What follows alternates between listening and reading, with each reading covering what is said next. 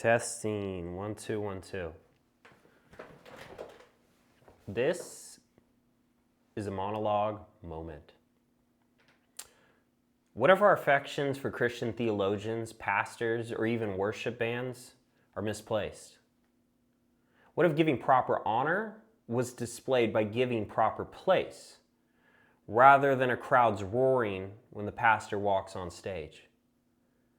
You see, transcendent of theological beliefs or tradition, I believe, is the church's desire to be simply entertained.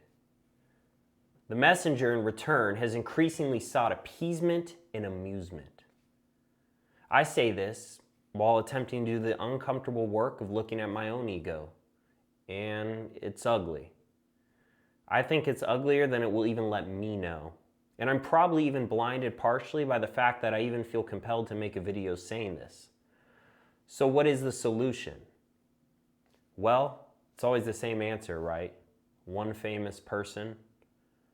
What does discipleship look like then in light of this Christian celebrity culture? I think it's combative. I think it disciples the newer Christian in not only self-death, but to lovingly firebomb the stage that their heroes stand on. Not in aggression or flippancy, but for the love of these leaders in our very own hearts. For the sake of their own pride and walk with the Lord. You see, fame can be inevitable. The Lord uses people. It's how the famous respond, though. And during this cultural moment, I believe we're drowning. Sermons look more like talk shows of self-flattery.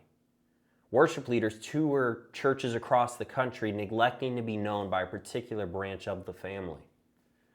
The uncalled, unequipped, and uncommissioned turn their wants into self-declared churches. You see, we need holiness. Not a holiness, though, self-fabricated to appear as the headdress of the Sanhedrin. No, we need to revere the holy God that was, that is, and will be. We need to remember our place as human. And this is not addressed to the world. This is for my fellow self-professed followers of Jesus. You see, I used to think my friends who were progressive Christians didn't have a high enough view of Christ's deity. And what he's shown me is that my view is low, maybe even lower than theirs. I've reduced Jesus to simply a contemplative reality. My whole life blasphemes the incarnation of God himself. I'm not sure then if this is my own repentance, a call to, or maybe both. Therefore, join me. Let us continue to pour kerosene on our egos and remember Nero's Rome and all the saints there.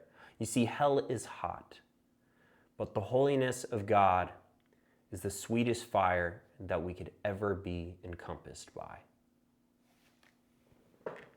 Peace.